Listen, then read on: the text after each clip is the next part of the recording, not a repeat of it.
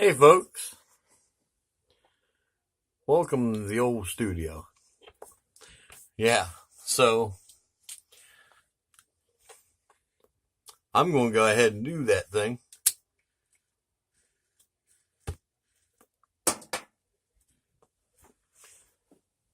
that John don't want to do. He is really bad about saying things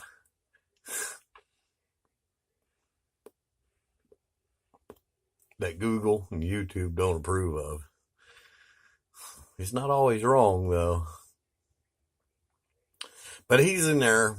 I'm in here because he's got the freaking YouTube blaring right now. And I think it's because Keaton and I keep talking, and it's bothering him. He wants to hear Alex Jones and Paul Watson and that, which I like to watch it sometimes too. But the big thing right now seems to be this whole gun control thing.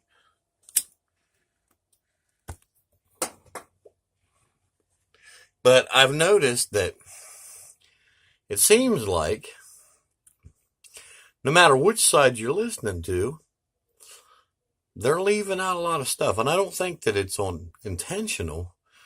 I think that maybe some of the bad programming we've received in the near past, I guess, is working. You see, the left want to talk about Japan.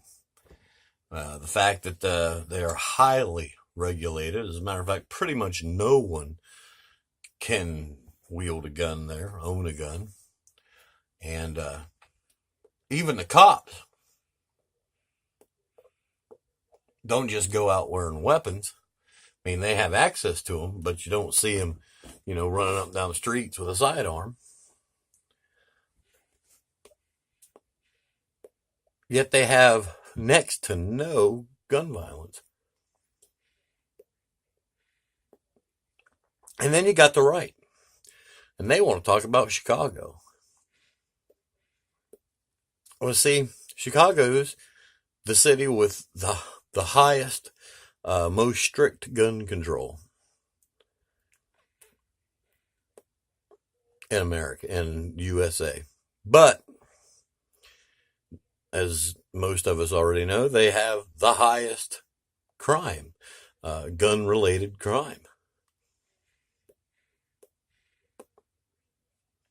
But nobody has investigated why that difference exists. Why that difference exists. And it's pretty simple. Chicago is in America.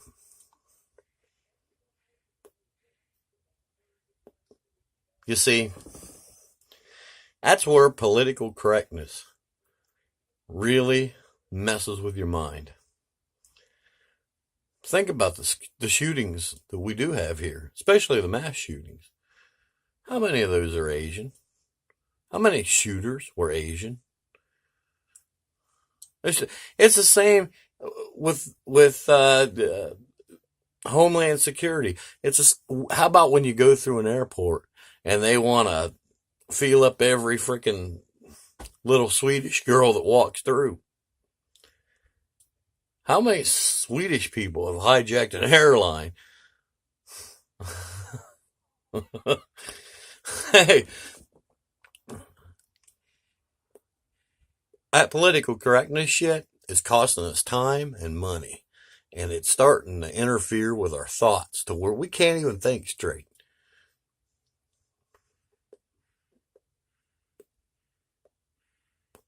You want to do a test to see what happens if we take away the guns in America? It already exists.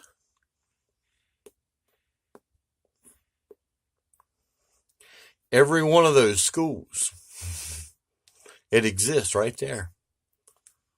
There's no guns. There's no guns in the schools. In America, that's what tends to happen when you don't have guns. Same with churches. Post offices too. What happens when you take a country where there's guns all over the place, millions of guns, and you take one particular building and say, no guns allowed. Well, then somebody comes in there with a gun and starts shooting people up. Why? Because he's going to get away with it, at least for a while. He's going to kill a few people. Would you go to a gun range and try the same thing? Probably not. Would you go to a biker bar and try that? Not if you're sane. So you got those two things. In Japan, it's mostly Asians. Check out the crime they do have and check out who did it. I'm not even proud of that. And in Chicago, and our schools and churches, there's gun control, and that's how it is in America. I'm sorry, but that's the honest to God's truth, and it's just as simple as that.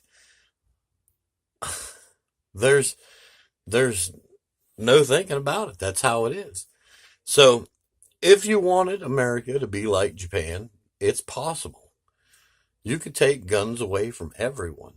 As John would say, you could take guns away from the big stars, their bodyguards. They don't get guns either. You could have the police patrolling the streets without sidearms most of the time, just like in Japan. You can do that. But it's going to take probably 150, 200 years before the crime wave starts dropping. Partially because there won't be a whole lot of people left. But mainly because the place is full of guns and the criminals don't care about laws. We all know that. So you take away the guns in America, you are going to have mass shootings constantly. And you're not going to have 15, 16, 17 people dying. You're going to have people dropping like flies everywhere. And that's going to go on until the firearms are broken or rusted out or just forgotten and lost, sold to somebody in some other country. So it's going to take 150, 200 years at least for that big crime wave to go down. Meanwhile, you're probably going to lose anywhere between 30 up to probably 60 or maybe 70% of your population. Now, is that really worth it? So it becomes pretty obvious what we need to do. We need to go back to colonial times. Everyone who is able-minded, not crazy, who owns property, ought to carry a firearm. They should be trained. And everyone who owns a firearm should get regular training in firearm safety, responsibility, that kind of thing. From, I don't know, it doesn't have to be, absolutely everyone. Make it people from 30 years old to 50 years old. That's good.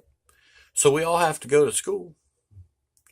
We all have to learn. We all have to prove that we're of sound mind and that. That's about the only thing you can do.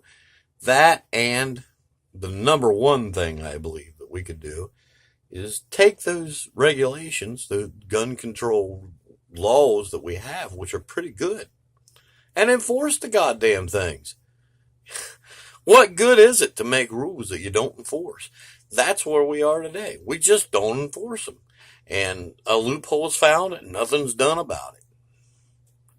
You know, the laws are already there. We just don't enforce them. You know, I don't know, but there was a time where all pistols had to have locks on them. And I don't know what happened. Everybody just forgot, I guess. And I'll be honest, mine don't. I really ought to go get trigger locks myself. I ought to. Because 9 times out of 10, when there's a shooting, be any, one person or a mass shooting, the firearm wasn't even owned by the person that did it.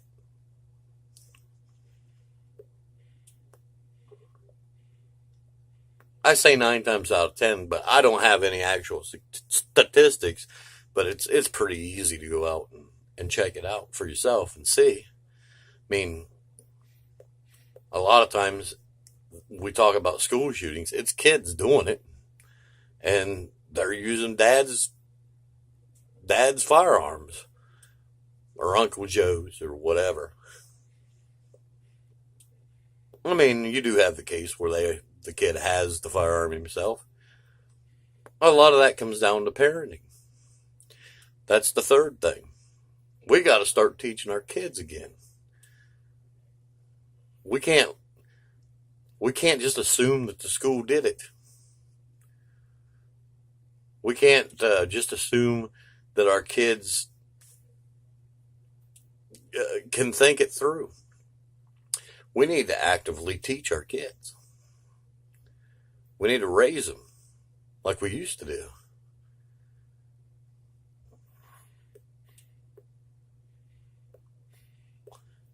There's a lot of other things I could say, but hey, look at the internet. Look, you'll see all those things already said. So I'm not going to go on about it because why waste my breath and preach to the choir anyway?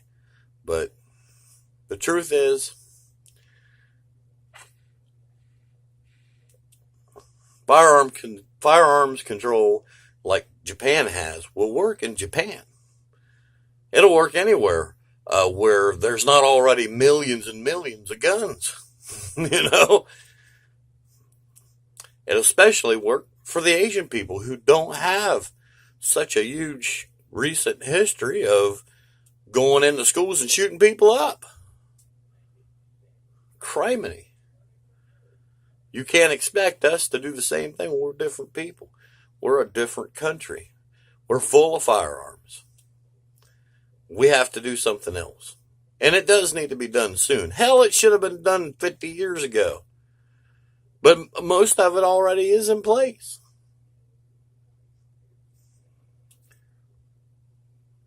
You need to teach your kids right. We need to enforce the laws. And we need to realize that certain people, and I am afraid that in this case I belong to that group of people,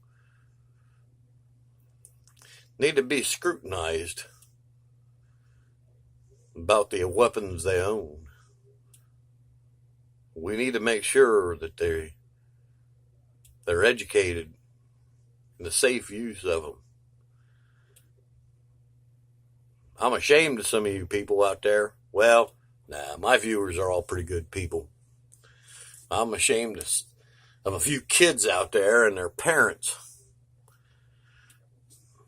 But anyway, I don't like to be all political and all that bullshit all the time. And I know some of you people just love when I am philosophical as well.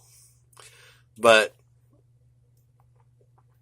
I don't know. With John playing all this, internet stuff, talking about gun control as far as the day is long, it's got me thinking about it. So I gotta make a video because I'm crazy like that. But that's how it is, and the way I see it. I mean, the main thing I want is a little bit of debate. So if I'm wrong, I want you guys to tell me. Make another video and send me the link on this one so I can see it. Everybody else can too.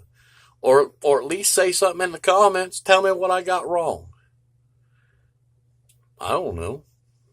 What the hell? Maybe we'll learn something. Obviously, we need to. Well, that's enough. I'll see you on the next video, which will probably be a whole lot more lighthearted. No promises, though.